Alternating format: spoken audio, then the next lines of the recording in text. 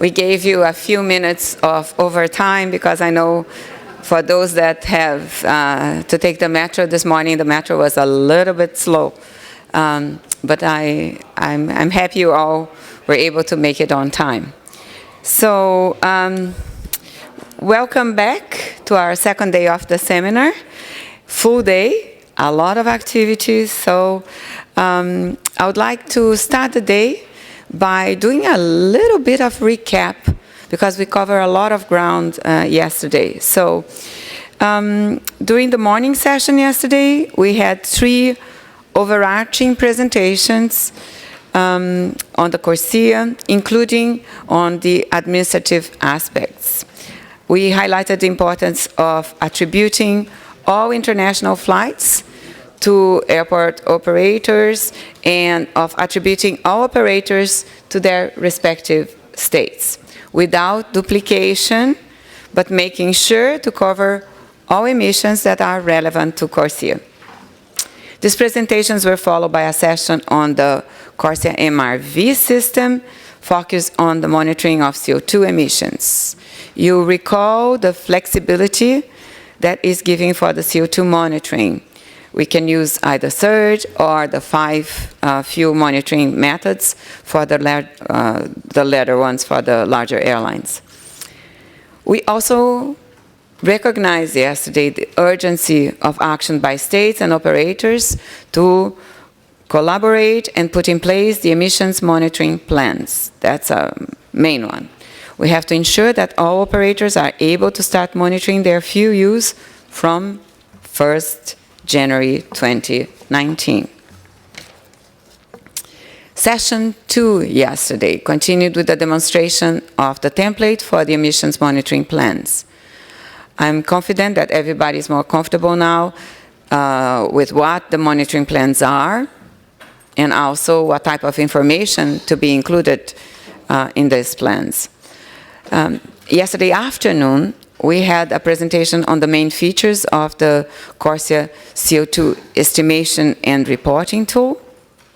The presentation was followed by a demonstration of the Excel version of the CERT, which will become available free of charge from the ICAO website later this month.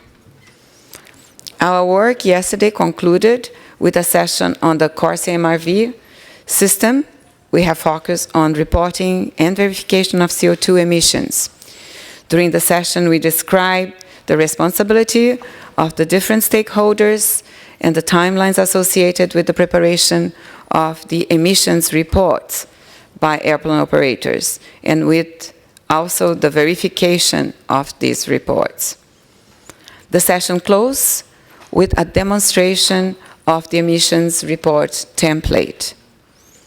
And I'm sure that all of you now have a better understanding of the main contents of this report. I think what was important yesterday is that you got the theory, the explanation, and then a little bit of the reality check with the tools, with the templates on how to. So, you know, all that concern that we look with all those terms and all this information, how am I going to do that? I think by when you do the exercise afterwards, the concrete examples, it's clearer what we are talking about. So people can have much more confidence that on how to do that. So just before the reception, I think we had our director announcing officially this launch of the ACT CORSIA. The ACT CORSIA program, it's a very important initiative, and we'll have more about it this afternoon, where we are going to then be able to do the same thing we did yesterday with the concrete examples, the templates. We are going to explain to you how we are going to go about ACT CORSIA. And the last panel will have 10 representatives of our member states sitting in those chairs and telling themselves to you how each one of those states is engaging in ACT CORSIA. So it doesn't go more concrete than that. Now, I also had the reception. There was a good time to catch up and do some talk and get to know each other and make the necessary contacts. I think this is also a very important part of every seminar. And I really hope that after the reception you had a little time to go to the Jazz Festival as well. It was a great night to do that yesterday. Now, before we start the day today, a few very important announcements, of course. We have Sweden and Switzerland at 10 a.m. and we have Colombia and England 2 p.m. I just ask you to tape it somehow at home and keep your minds here in the CORSIA seminar. But those are great games today. Today, we start with session 5 this morning, and we will focus on how to calculate the CO2 offsetting requirements. So now we are really going into the requirements for those that said yes to CORSIA, okay? And it's important to keep in mind that the CO2 MRV will start on 1st January 2019. But the offsetting requirements that we will be talking about this morning will be calculated for the first time in 2022 for the year 2021. So those are different time schedules for the different actions. Bear with me. Now we go to the section 6 that will be very linked to all the previous sessions that will talk about the monitoring, reporting, and verification of CO2 emissions. But we will see everything that we learned on MRV so far, but we will also have more clarity on all the things that we have to do in the different timelines. So what you do for the initial MRV, how you do to the offsetting, when all of that action come together, okay? We also will have a session during the session 6, more information on something that is crucial for the states, which is how they are going to be reporting to ICAO, how this central registry is going to happen in ICAO, okay? So at that point, I would like to call 2 of my officers that will be performing this first panel session. If I can have Stefan Bicker and Sean Donovan here. Stefan, you'll be starting. Okay, floor is yours. Thank you.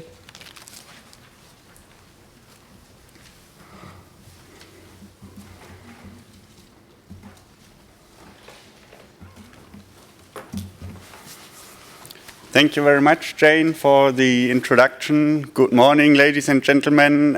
My name is Stefan Bickert. I'm Environment Officer, also supporting the work on CORSIA. And I'm happy to welcome you to day 2 and session 5 of this seminar on CORSIA. Session 5 addresses the CORSIA calculation of CO2 offsetting requirements. So a little reminder of yesterday, Jane already introduced. We learned yesterday mainly about the MRV system. The MRV system as a key component of CORSIA implementation. We learned about monitoring of fuel use on each international flight and calculation of related CO2 emissions. Reporting of CO2 emissions information between operators, states and ICAO, and of course verification of reported CO2 emissions. What we are doing now is we take this system, the MRV system, as a basis, and today address in this presentation actually 2 parts. We give you an overview how to calculate the CO2 offsetting requirements based on the MRV system, and in the second part of the presentation we're going to show you how to comply with those CO2 offsetting requirements. As already mentioned, this presentation consists of 2 parts. I'll introduce you to the CORSIA calculation of CO2 offsetting requirements, and my colleague Sean afterwards will introduce you how to comply with those CO2 offsetting requirements. So let's get started with the calculation of CO2 offsetting requirements. This is addressed in Chapter 3 of Annex 16, Volume 4. And this Chapter 3 talks about the CO2 offsetting requirements from international flights and emissions reductions from the use of CORSIA eligible fuel. I will come to this later. So there are actually 4 parts that we are going to address. First of all, the applicability of CO2 offsetting requirements. Then the calculation for a single operator of CO2 offsetting requirements. Afterwards, the possibility to reduce offsetting requirements through the claim of the use of CORSIA eligible fuels, and taking this as a basis, in the end, the calculation of total final CO2 offsetting requirements for a given compliance periods of 3 years, including the emissions reductions from the use of CORSIA eligible fuels. So let's start with the applicability. The CORSIA CO2 offsetting requirements are applicable from 1st of January 2021 to 31st of December 2035. Shall be applicable to an operator with international flights between participating states. So let's have a closer look. First of all, 1st of January 2021. This is an important difference to the MRV system, which already starts in 2019. Offsetting requirements only start after the baseline period in 2021. And then, of course, they apply for the whole duration of the CORSIA, so until its end of the year 2035.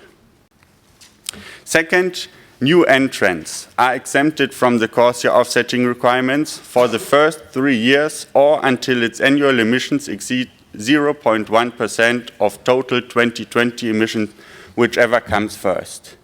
Yesterday, in one of the first presentations, Jane already mentioned new entrants, and I would like to mention it here again. So again, new entrants from a state that participates in CORSIA are exempted for 3 years or until the emissions reach 0.1%. But we are talking about total 2020 emissions, so be assured 0.1% of total 2020 emissions is quite a large number. So if an operator achieves this number, you cannot say it is a small operator anymore. In addition to the SARPS itself, one of the implementation elements, which is titled CORSIA States for Chapter 3 State Pairs, will provide information on those states that participate in the CORSIA, and those states define the international routes between state pairs subject to offsetting requirements for every year starting from 2021. What this means, I will explain to you in this slide. This slide actually is already familiar to you. You saw it a couple of times yesterday, but I would like to showcase to you here what is actually the difference when we talk about offsetting requirements. So from yesterday, you can recall all ICAO member states with aeroplane operators conducting international flights are required to do MRV under CORSIA. In this picture, those routes that have a gray component in it are routes that are subject to MRV. So basically all routes, because also the routes in the bottom of the picture here have a gray component. Quite different to this, those routes that have a green component in it are those routes that are subject to offsetting requirements. So again, only routes between states that participate in CORSIA are subject to offsetting requirements. In this example, state A, B, and D. So routes between state A and B, A and D, and B and D are subject to offsetting requirements, have a green component here. Routes that go to or from state C are only subject to MRV requirements. So this is really a big difference here. Okay, which states actually participate in CORSIA? In the first phase and in the pilot phase, you remember from yesterday, participation in CORSIA, and let's be more specific, participation in CORSIA offsetting requirements is on a voluntary basis. So states are asked to announce their intention to voluntarily participate in CORSIA offsetting requirements. And those states determine the routes which then afterwards are subject to the offsetting requirements. Every year, a state has a possibility to announce any change in their decision to voluntarily participate in this scheme. So for now, we take those states that already expressed their intention to voluntarily participate to be in CORSIA, unless we receive any other communication directly to ICAO saying we want to change our decision. From 2027, in phase 2, certain criteria come in that certain states are requested to be part of CORSIA, and those additional states then as well determine the routes that are subject to offsetting requirements. Okay, this concludes the applicability. Again, now we know offsetting requirements are applicable on a route-based approach on routes between states that participate in CORSIA offsetting requirements. From this basis, we now can start our calculations of CO2 offsetting requirements. So basically, we have to do 3 calculations to actually determine the offsetting requirements for a compliance period in the end. First calculation is done by the state, which is every year determine the CO2 offsetting requirements for individual operators. Second calculation is the calculation of emissions reductions if an operator would like to claim the use of CORSIA eligible fuels. And based on this, we can calculate the total final offsetting requirements. So basically, we will have a look at some formulas, a wonderful thing to do on a hot Tuesday morning. So let's get started. Chapter 3, 3.2 actually says the state shall calculate for each of the operator attributed to it the amount of CO2 emissions required to be offset in a given year prior to the consideration of CORSIA eligible fuels. Again, every year, and the state does the calculation. The SARPs provide the formula, which is shown in blue at the top. Looks quite complicated, but don't worry, I will talk you through it, and actually you will see it's pretty easy. Because what is important to remember is actually what is in the red box. CO2 offsetting requirements are simply the result of the product of operators' annual emission times a growth factor. We'll have a deeper look in this formula. And actually, we have a breakdown of the formula. So the formula that you can see here addresses the same formula we saw before for the period 21 to 29. And we will actually focus on this 9-year period for now.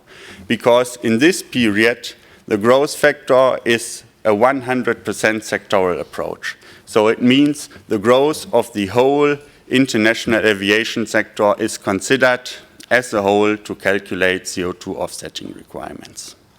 Again, how is this done? CORSIA CO2 offsetting requirements for every year marked in green on the left are calculated by multiplying operators' emissions covered by the CORSIA in a given year times the sector growth factor.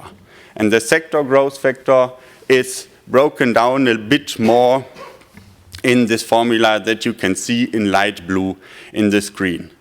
Basically, the sector emissions in the given year are subtracted by the sector emissions of the baseline and then divided again by the sector's emissions in the given year. So present emissions minus past emissions divided by present emissions. This is just a short introduction how to calculate the sector growth factor, but actually you don't need to worry about this at all because ICAO will calculate the sector growth factor each year, and you just have to apply this sector growth factor, which is provided to you through the CORSIA Central Registry System, where you will learn about it in the following presentation. So you have this information and just need to apply it. So in the end, and we used some color code here as well, what the state has to do every year to calculate the CO2 offsetting requirements, hopefully, is quite simple. You as a state use the operator's reported emissions. You will receive the emissions from the operator each year. Use the sector growth factor calculated by ICAO, so both of those informations are given to you, and then just simply multiply 1 and 2 to determine the operator's offsetting requirements. One additional remark here, the SARBs and the Assembly resolution actually applies a provision to be more flexible and to consider the different stages of operators and states. So for the pilot phase, each state can decide if emissions in a given year or if emissions of the year 2020 are used to calculate the offsetting requirements. So this is what is marked in red on the screen, actually. This is really to consider different stages of operators. If you are a relatively new operator and are fast growing, it might be a better idea to simply apply only the emissions from 2020. If there is a well-established operator, it might be a good idea to actually apply emissions of a single year only in the pilot phase. Again, and then in addition to just consider and to be more flexible in the SARBs. To recap, quite simple, calculation of CO2 offsetting requirements, annual emissions of the operator times growth factor. This, again, is showcased here. So we have an example. We have the growth of the international aviation sector, and at the top of the picture, in the bottom, we have the growth of a single operator. And for the year 2023, again, ICAO calculates a sector growth factor as determined in the formula above. And in green, the state calculates again the offsetting requirements by multiplying the reported emissions from the operator times the sector growth factor by ICAO. This information is also provided to you in the ETM, which will be available in a few weeks so that you can access it again and actually also have some example there for you. Good. From this basis, now that we know the state calculates every year the operator's CO2 offsetting requirements, the operator in this case now actually has the possibility to reduce these offsetting requirements by claiming the use of CORSIA eligible fuel. So let's recap. From 2021, operators can claim emissions reductions by reporting on CORSIA eligible fuel. And you actually heard about this already yesterday in session 2 and 4 when we talked about reporting, monitoring and reporting in the MRV system. Based on this, Chapter 3.3 now says the operator that intends to claim for emissions reductions from the use of CORSIA eligible fuel in a given year shall compute emissions reductions as follows. And then this formula is provided. In addition to this, another CORSIA implementation element entitled CORSIA eligible fuel will provide the necessary methodologies to determine the emissions reductions from the use of CORSIA eligible fuel. So again, information how to do it will be provided to you in the future through this ICAO implementation element. Again, the translation of the formula you just saw in the previous slide hopefully is not too complicated. The operator will use the amount of CORSIA eligible fuel purchased. So of course the operator knows this, for example, through purchase records. Will use information from the CORSIA implementation elements, life cycle emission values to actually determine the emissions reductions that are achieved through the use of each CORSIA eligible fuel. Will in addition submit certification that the sustainability criteria are met, and then after the calculation report and claim actually for the reduction of offsetting requirements. Again, now we know we have offsetting requirements from every operator for a single year, and the operator can claim for a reduction of these offsetting requirements. And based on these two calculations, there is a third calculation to actually determine the total final offsetting requirements. And those are CO2 emissions that are actually required to be offset, and they are just determined by subtracting the requirements with emissions reductions from the use of CORSIA eligible fuel. SARP's Chapter 3.4 mentioned that the amount of CO2 emissions required to be offset by an operator after taking into account emissions reductions from the use of CORSIA eligible fuel in a given compliance period shall be calculated by the state as follows. So in practice, the state just sums up for every 3 years in a compliance cycle the offsetting requirements for the operator. It also considers the claims for emissions reductions from the use of CORSIA eligible fuel and then subtracts from the sum of offsetting requirements the sum of reductions of offsetting requirements. And this actually determines the total final offsetting requirements for a compliance period. Important to remember, the state does this calculation again, and this is done for a compliance period, so for a period of 3 years. The SARPS also provides a recommendation. The aeroplane operator actually is free to choose when they report and claim the use of CORSIA eligible fuel. It is recommended to do it on an annual basis, but the operator is also free to do it only once in a compliance cycle, up to the operator. So what I just said can actually be quite simply be displayed in this graph here. Again, the state accounts for the benefits from the use of CORSIA eligible fuel and informs the operator of its total final offsetting requirements for a 3-year compliance cycle. In the 3 bars, you can see the whole bar are the offsetting requirements calculated by the state for every operator. The purple bar is the reduction of offsetting requirements through the use of CORSIA eligible fuel, and this all sums up to total final offsetting requirements on the right of the slide here, which determine those offsetting requirements that actually need to be addressed. How to address it? My colleague Sean will introduce you to this topic. So this concludes the first part of this presentation, and I think, Jane, we can stop for some questions, if there are any questions now.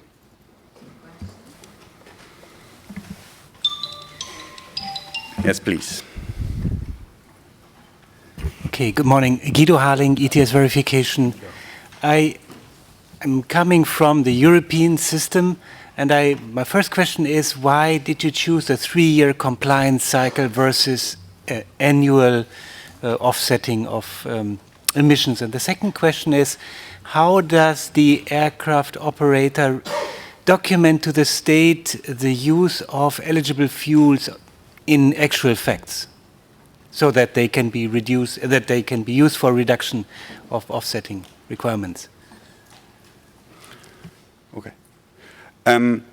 So to the first question, why a 3-year compliance cycle? The answer is to provide flexibility. That, and this will be addressed in the second part actually, that operators can purchase emissions units to address the offsetting requirements whenever they think the best timing is to do for them. So this is to provide some extra flexibility. On the reporting, sorry, Jane, please. Just to make clear, we are talking about the reporting time. You can purchase and do that annually, and you can do as an operator, the accountability yearly, and depending on your relation with your state, you can inform that yearly.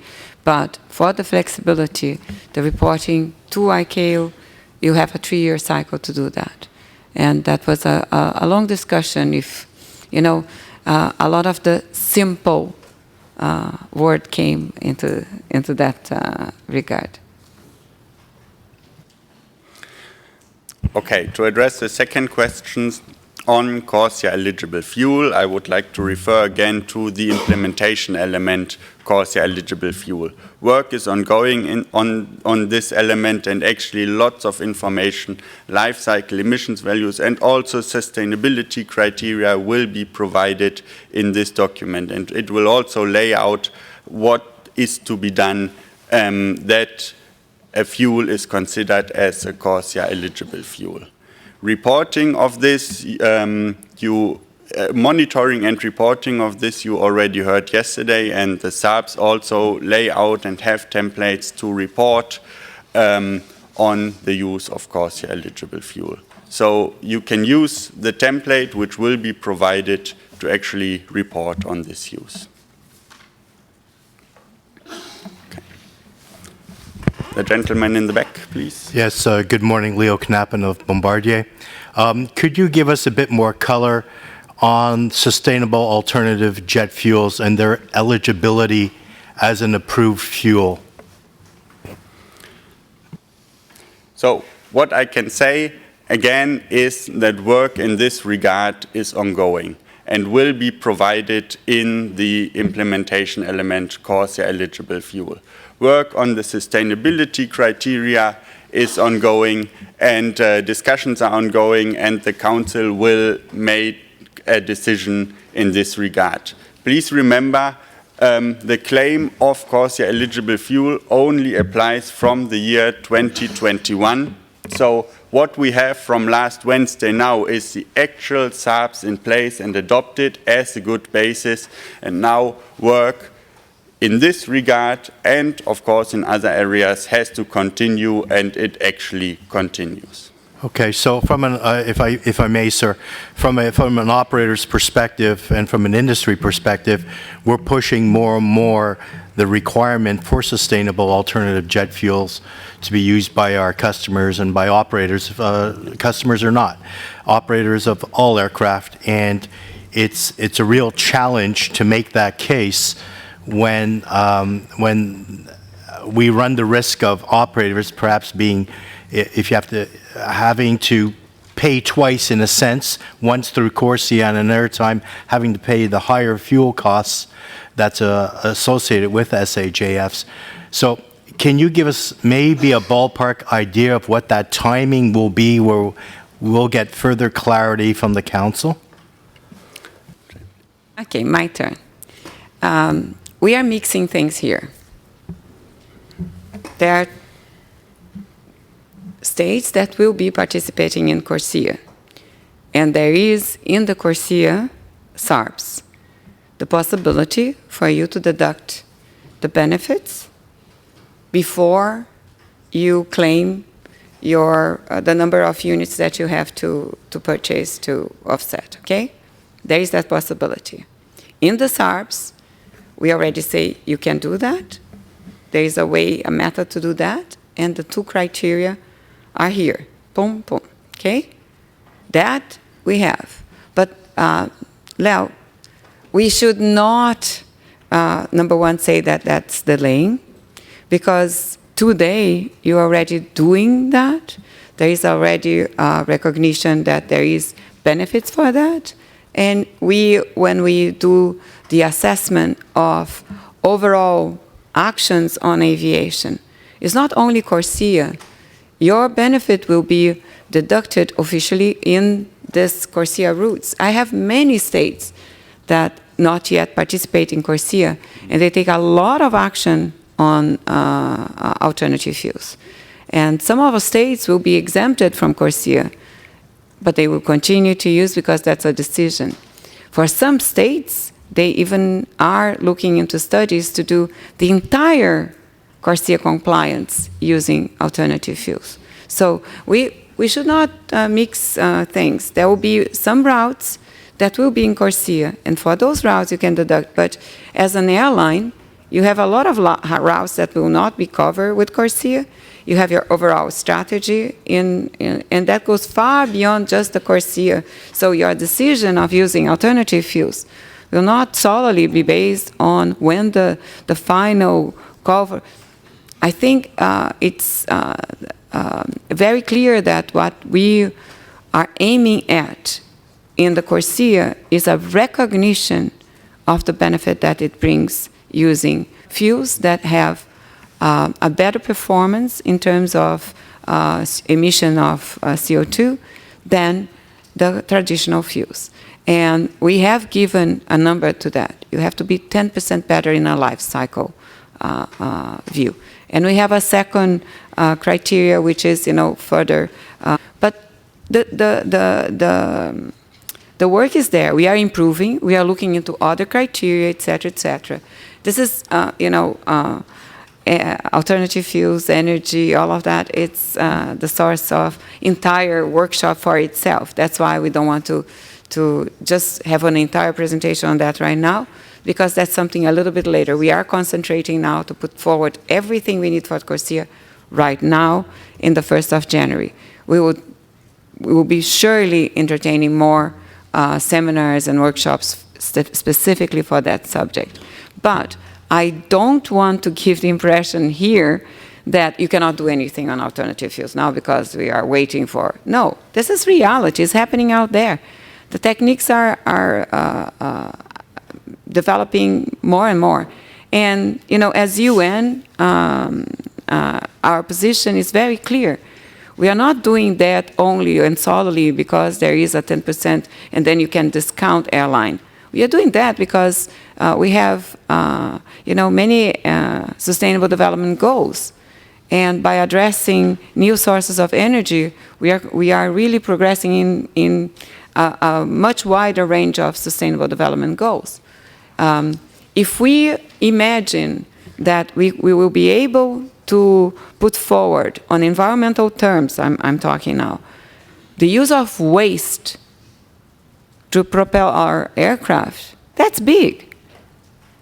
We are not just reducing 10% of the CO2 to comply with CORSIA. What we are doing, it's a big, big, big step on environment here. We are not polluting. You no longer will have to have charges and taxes and things for collecting waste, transporting waste, We are going to put that in a system.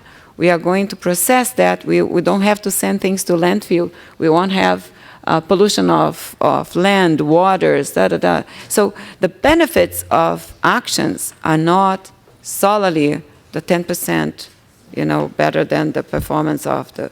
There is much more to that. And when an airline is taking a decision now on going into that path, there is much more involved. So very fair question now. I think we have to be practical and as soon as possible give that signal out there so that industry can better prepare. I'm not taking it lightly. It's just that I just don't want the impression in the room, we can do or not do because of a decision on 10%. There will be many airlines that will be operating routes that are not in CORSIA that will be pursuing this path anyways because of the other benefits that you can have with taking such a step. So I just wanted that caveat here because there is a lot of misunderstanding. So for the 1st of January, again, what we have to be prepared is the monitoring and report of all fuels. How we are going to deduct, that's being continues to be discussed, but we already have the main decisions taken for the beginning of the work. And I think it's a very good thing that we were able, for the first time, to have a recognition that cleaner paths for energy will be recognized in our system. So I think that is the big breakthrough that we had with CORSIA, and for the first time. So it's very important. I don't want to deviate the discussion of the workshop on the MRV on sustainable fuels, because again, this is an entire workshop on its own. But if it's anything related to MRV, I would entertain. Okay. Good morning. It's Livas Mabasu from South Africa. I just want to check, because I see your presentation keep referring to aeroplane operator. So are you going to check to talk about an aircraft operator? Because then by implication it means you are excluding helicopters which fall within the category. Thank you. That is exactly correct. So it is on purpose talking about aeroplane operators. And in this case, helicopters would not be subject to the CORSIA.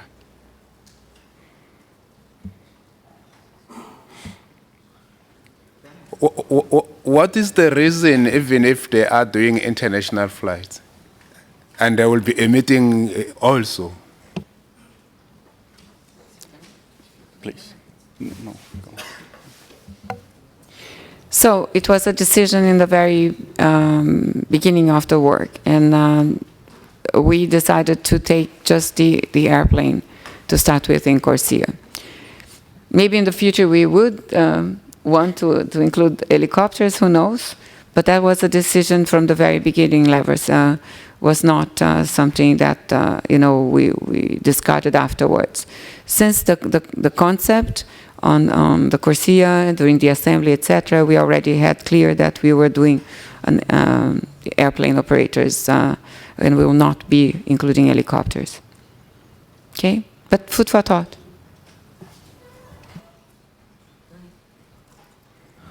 Okay, if you don't want to answer this because it belongs to this big workshop, don't answer it. But I think that it would be interesting to know your reaction to this. You mentioned that already some airlines are doing renewable fuels, right? And we know that, well, there's the Paris Agreement and 6.2 and 6.4, which is the new mechanisms. And my question is, how have you envisioned the possibility that an airline that is not participating on CORSIA, but it is participating, as you said, in using renewable fuels and is probably using some of these Paris mechanisms, and then all of a sudden it starts using CORSIA, how are you going to account for this potential double counting of benefits? That's my question. You have so many possibilities. I think we'll have to look into specific cases. But let me tell you something else. We do have a group in CAPE, so that people don't imagine that we are not accounting for those that are using sustainable fuels elsewhere. We have the basis for we have our assemblies in ICAO every 3 years. For us, an assembly is our big moment where we put all the 192 states in the room to decide on the policies for the next triennium, okay? So when we have our assemblies, the first thing we do for the assembly, and it's a request from the assembly, it's let's say, a panorama, an overview of where we stand with aviation and for the environmental discussions. Let me be very clear. I'm only talking about the environmental discussions. We discuss safety, security, everything. But for the environment, the very first paper that we present to the assembly, and is a request from the assembly to see that, is how we are progressing with the noise, how we are progressing with local air quality, how we are progressing on climate change. That's called the trends, the environmental trends for civil aviation. That's a huge work that we do. And when we come to climate change trends, you saw my first slide. Remember that I have this trend, and I have all those pieces and beats being addressed. Every time we get a little bit better on addressing the different elements, how much it would be on a no-action scenario, let's say, if we just had the growth of aviation, but how much we are deducting because we now have technologies that are going to be introduced. So we estimate that those technologies will result on, let's say, 5%, 10% less in the future because we are changing aircrafts in the fleets, Then we put operational measures. We have the global plan. We can estimate how we are implementing better operations everywhere and how we can then see how much benefit we have from environmental on CO2 reductions. And again, we concentrate on CO2 for the trends. And we have alternative fuels. And we do look around the globe, the use of alternative fuels, and in average, how they were reported as having their benefits. And we account for that, and we show how much we are reducing. Of course, we will, in that trends, in the future, we will have that deduction from CORSIA and what we are showcasing for the rest. Because it's very easy for us to see the percentage of the routes that are being considered that we have already taken into account in CORSIA, so we can not do the double counting, for example, within the ICAO remit. Your question was a little bit beyond. But so we do account for all of that, and we tell the Assembly where we are going, because there are important decisions by the Assembly that needed to be taken, but they have to have the more thorough information in front of them to take those decisions. So we have a request from the Assembly also, as we implement CORSIA, to see what's the percentage that we are reducing our emissions using CORSIA, and doing that outside, as we call outside the aviation sector, and how much we are taking action to reduce within the aviation sector. And be mindful, the way we see CORSIA and the way we have agreed with CORSIA is CORSIA should be something temporary. CORSIA should be something out there to ensure we are reaching our aspirational goals, and we are taking responsibility of the CO2 emissions of aviations, and that for 2020 onwards we are being carbon neutral. But the aim of this organization is to have sustainable aviation. So our aim is that aviation itself, by technology, by operations, by new technologies on more clean fuels in the future, etc., we can do all of that in aviation itself. We will not need to buy offsets anymore. So we'll have solar aircraft, we'll have different technologies. And if you see the history of aviation, there's nothing impossible for this sector. So things are progressing very, very fast. Look at the progress of the new technologies, how we are looking into the new batteries right now, etc., etc. So be mindful. We will be progressing all of that. We will be looking. First, we need to implement CORSIA. So everybody has to be in CORSIA and doing CORSIA, and we'll see the results of CORSIA, and then we'll start comparing, and we say, are we reducing more outside? So we have to have more incentives inside the sector we have. So then we put the policies in place to really move, because, again, we want aviation to be sustainable moving forward. We need to ensure that the next generations will profit of air transport in the same way we profited. And we want that to be then sustainable, because for the next generations, that's crucial. That's the message they are sending to us. That's the message that we really want to, go for. So we will continue to progress in all the elements. And energy, it's a, clean energy is a big one on our table. That's why we call one of the basket of measure elements.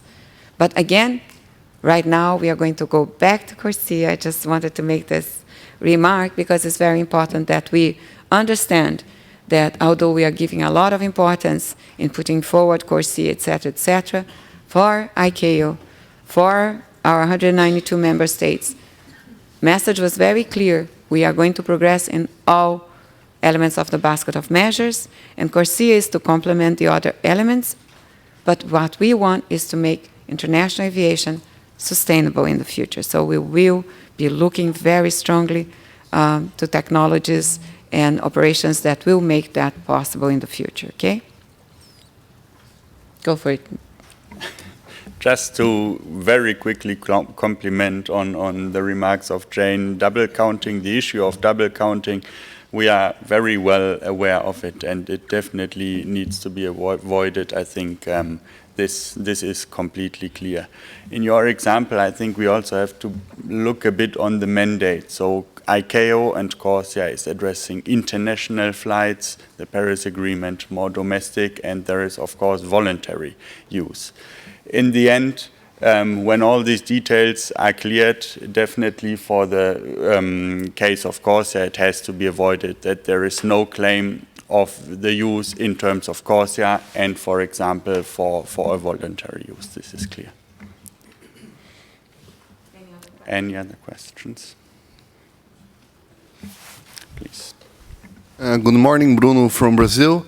I would like to know why the airspace concept is not taking account on the offset requirements. The change on the airspace and routes are not taking account, just the... So first, Bruno, congratulations for yesterday.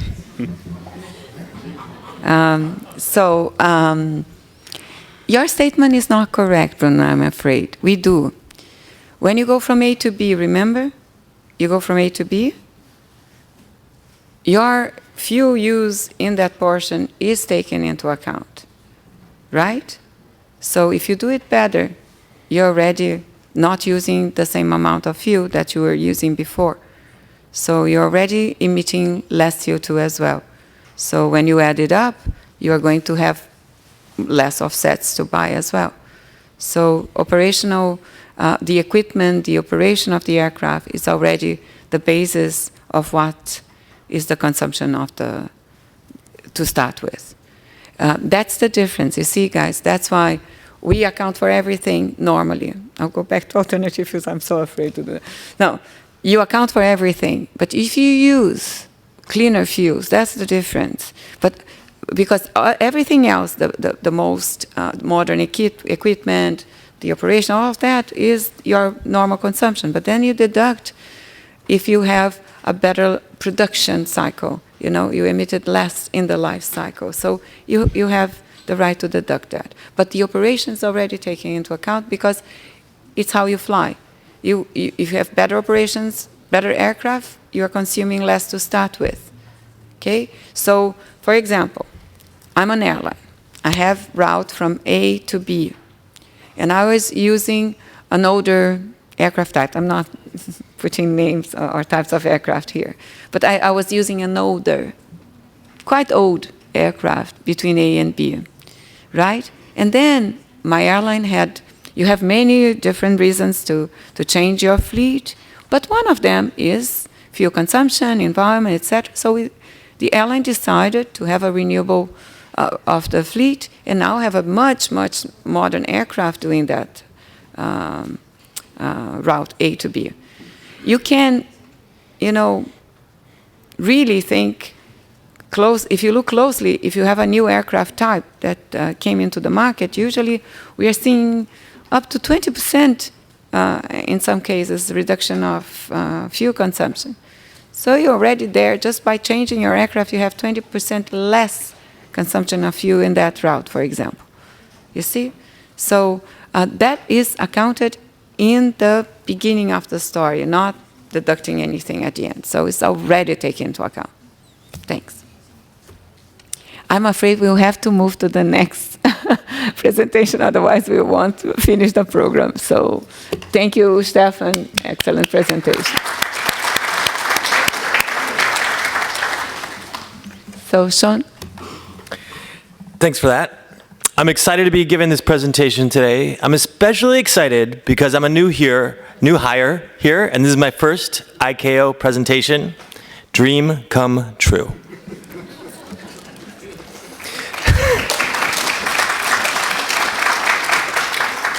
So for those of you following along with the SARPs, this presentation is going to parallel Chapter 4, which discusses how to cancel CORSIA eligible emissions units, how to report emissions unit cancellation, how to verify the cancellation report.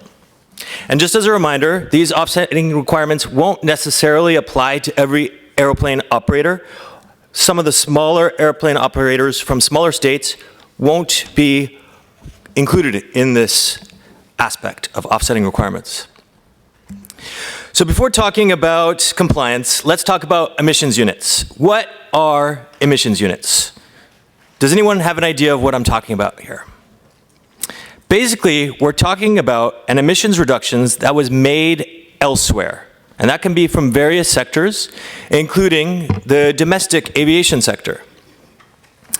But it has to be outside of the international aviation sector, because otherwise it would already be counted within the CORSIA MRV. Usually this is done through a project to reduce emissions. And these projects generate emissions which are issued through mechanisms or programs which verify that these reductions that have been made are real and additional. You get the number of these emissions that have been reduced by comparing and calculating the difference between the baseline emissions, which we see on this slide as the blue line, and the actual emissions after the implementation of the project. So this is a kind of business as usual scenario versus what happened after you implemented the reduction project. So what are carbon markets? These projects that we just discussed generate emissions units that can be sold on a per ton basis, and this buying and selling of these units create a market. Owners of emission units can cancel these units to offset their emissions, as in CORSIA. There are generally two types of carbon markets. One is a compliance market, like in the EU ETS, where governments mandate that companies participate and purchase compliant emissions units to comply with the law. And there's also a voluntary market, where companies or governments decide to offset their emissions voluntarily. And prices of these emissions vary according to supply, demand, and also other variables. We conducted a seminar on this in February, which is available on the web if you want some more information. So how does an operator comply with offsetting requirements? To quote the SARPs, the operator shall meet its total final offsetting requirements for a given compliance period by canceling CORSIA eligible emissions units within a CORSIA eligible emissions unit program registry. So what does that mean? Cancel means the permanent removal and single use of a CORSIA eligible emissions unit within a program registry so that it's only used once. And not being used more than once means that it can't be used beyond compliance with CORSIA, and that's to avoid famous double counting, which you were mentioning. I want to underline that the the ICAO Council will determine CORSIA eligible emissions units, and work on this is ongoing. So here we see a visual of how CORSIA's offsetting requirements work. A, the projects generate emissions units. B, compliance entities purchase those units. C, they cancel the units within a registry that's eligible for CORSIA. And D, this information is published online. And as you were mentioning double counting, publishing that information online will do a lot to avoid double counting if there's transparency. So pop quiz, I just mentioned it. Who decides which emissions units will be eligible for use in ICAO? Yeah, good job, 500 points. All right. So airplane operators will cancel a number of emissions units equal to their covered emissions. How will this be reported? For a given compliance period, the operator submits an emissions unit cancellation report to the state. This report details the cancellation of eligible emissions units, and you can see the kind of information that would be included on the right side of this screen, and it's also included in Appendix 5, Table A57 of the SARPs. The state then approves the emissions unit cancellation report and submits it to ICAO, and aggregated cancellation units by state will be reported to ICAO. This is different than disaggregated cancellation units, which are reported at the individual operator level. And this is also different than the CO2 emissions reporting, which is reported at the airplane operator level to ICAO. So here we see the process for how to comply with offsetting requirements. Cancellation actions are marked in red. Operators purchase and cancel emissions units for compliance. They then request that cancellation of eligible emissions units be published on the respective program registry website. Reporting actions are marked in blue. Operators compile emissions unit cancellation information. They develop a draft emissions unit cancellation report, and they submit that report to the state. The state reports to ICAO the required information regarding emissions unit cancellation, and then in the end, ICAO compiles that information and publishes it via the ICAO CORSIA central registry. So to sum up, we see two steps for reporting in CORSIA. Step one is reporting of CO2 emissions. That's included in the MRV session that we saw at the end of yesterday. And step two is reporting emissions unit cancellation, which is part of the offsetting requirements, which we're talking about. Reporting is essential, but so is verification. Why is verification so important? Because it ensures the accuracy of the information related to the number of CO2 emissions from international flights, and that's the MRV part, but also for the cancellation of emissions units. So we've talked about verification of emissions, and let's continue talking about the verification of emissions unit cancellation report. Operators will use a verification body to verify their cancellation report. The verification body will conduct the verification according to ISO standards and the relevant requirements in Appendix 6. The airplane operator will then submit the emissions unit cancellation report to the state, and at the same time, the verification body will submit the same report to the state. The state will then perform an order of magnitude check on the report. And finally, an important point is that the verification body must be accredited by a national accreditation body according to ISO standards and the relevant requirements in Appendix 6. So you remember the figure illustrating the process of canceling and reporting emissions units? Verification adds a new set of activities, which we see in green, and a new entity, which is the third-party verifier. So first, operators purchased emissions units for compliance. Second, operators request the cancellation of eligible emissions units, and they request that this cancellation be published on the program registry website. Operators then compile emissions unit cancellation information and draft an emissions unit cancellation report and send this to a third-party verifier. And that's reflected on the slide with the green arrow draft report.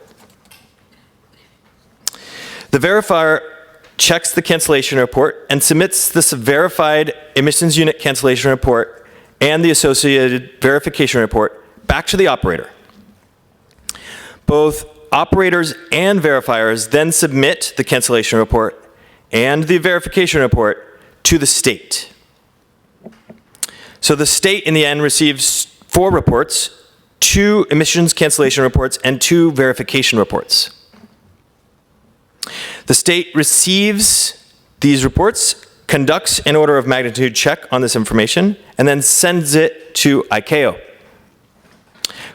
ICAO compiles and publishes this information via the CORSIA central registry. And as a reminder, emissions verification will occur every year as part of MRV, but because the cancellation report is part of offsetting requirements and it's a 3-year compliance period, you will only have to verify cancellation reports every 3rd year, starting in the year 2025. So the next slides summarize the offsetting requirements and how to comply with them. 1, the state calculates the offsetting requirements attributed to an airplane operator. CO2 offsetting requirements equals an operator's annual emissions multiplied by the growth factor, which will be calculated by ICAO. 2, the operator reports the use of fuels which meet the CORSIA sustainability criteria for a 3-year compliance period. 3, the state accounts for the benefits from the use of these fuels and informs the operator of its total final CO2 offsetting requirements for a 3-year compliance period. 4, the operator purchases and cancels eligible emissions units equivalent to its final CO2 offsetting requirements for the compliance period. 5, the operator provides a verified emissions unit cancellation report to the state, who checks the report and informs ICAO. And here we see the whole summary on one slide. Are there any questions?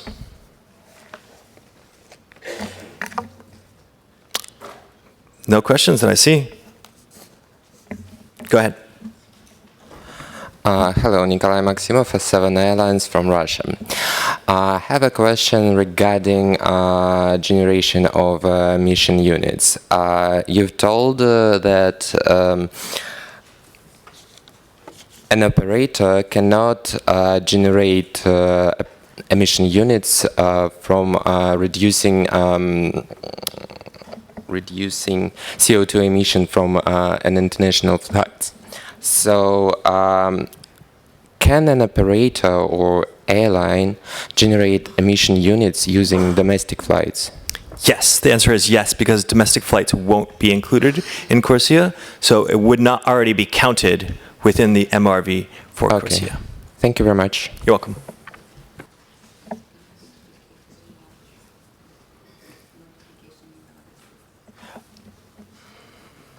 So there is, to your question, just to be crystal clear, for CORSIA purposes, no problem, because we do not account for emissions reductions on domestic side. But we have to make sure that those units were not used for reductions else in the domestic system already. You can, if you already use that to deduct at the domestic level CO2 emissions, then you cannot use that in CORSIA as well. So the basic rule is don't discount twice. Okay, that's the non-duplication of the use of the CO2 emissions. So for CORSIA, no problem. Hi, this is Alexandru Jordan with the Cameroon delegation. In terms of also on the domestic issue, the emission units, is additionality probably also taken into consideration as an additional criteria besides deduction? Is not deducted elsewhere and additional from, anyways, with the CORSIA eligibility criteria, right? Yes. It's one of the criteria that we consider for looking into the emissions units. Now, again, we will be entering in discussions more specifically on the two elements, eligible fuels and eligible units from now onwards in ICAO. There is work to be done. So we have criteria that was approved by the Council provisionally, and we will continue to discuss this criteria before we have the final decisions on our the eligibility of units.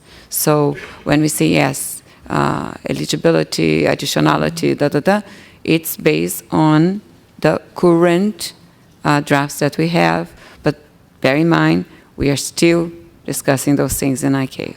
That, again, that's not going to be one seminar. There are going to be many seminars moving forward. But be mindful, there's a set of criteria that will be approved by our council that will be used to then look into the eligibility of those units. The important thing to know is that, so if it's within international aviation and you are deducting that already in some shape or form, you cannot use that for the CORSIA. That's the simple approach, okay? In the back. Mark Beauregard, Aerospace Industries Association of Canada. I have a question on the timing of some of these calculations and the timing of when an airline may purchase the offset requirements. So 2019 and 2020, you set the baseline, right? Then 21, 22, 23 is the first compliance period. At the end of 2023, you will calculate the growth rate, is that right? Every year we calculate. Every year you calculate the growth rate. Yeah, So, your calculations are yearly calculations. okay, so at the end of 2021, sometime in early 2022, you will have calculated a growth rate for 2021, right? So do you expect airlines or operators to buy carbon offsets starting in 2021? Or So- 2022? Yeah. Or, I'm just... Good question. The Don't- timing is a bit confusing to me. So, let me put as simple as I can. I really don't care when the airline will be purchasing. That's the decision of the airline. You will have to surrender. So that's the flexibility that we were talking about, okay?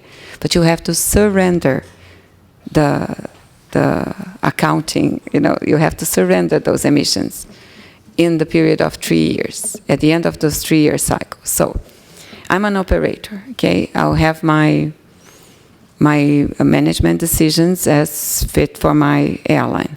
I might decide that I want to buy upfront, even a bigger quantity of emissions, and then I will know how much I'll be using in the first year. I'll know how much I'll be using in the second year, because you have those calculations per year, right? But then in the third year, you will surrender an amount that can be less or more of what you already purchased, and then you can purchase to complement or not. You can purchase yearly once you know the amount of that year. You can purchase everything at the very end when you have the total of the 3 years. That is a business decision of the airlines, okay?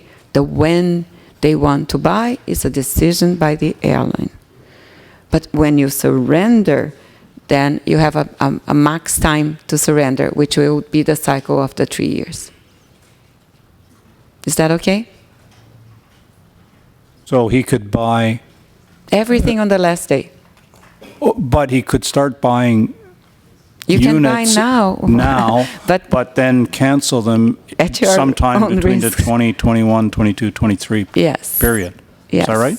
Okay. So there will be the discussion on the eligibility of the units, right? At one point, you will have a list of units that were decided by ICAO that are the eligible units for CORSIA, okay? So let's say I decide to buy now. That's on my own risk, because I still don't have that list in front of me, right? So you might say, oh, better to wait for the list, and then when the list is there, I'll buy. And then the decision on how much and when, it's up to the operator. So it's the operator, it's not the state, it's the operator that buys, that takes the decision on what to purchase and when to purchase. But when he surrenders those emissions back, that is in the SARPs. That there is the 3 years. After the 3 years, you have to surrender in the amount of the emissions that you accumulated those 3 years, the delta of those 3 years. Okay? All right. Is it time for coffee? Yes, we have a coffee break, thanks to Montreal's very own manufacturer, Bombardier. Perfect. Thank you, Sean. That was a very nice first.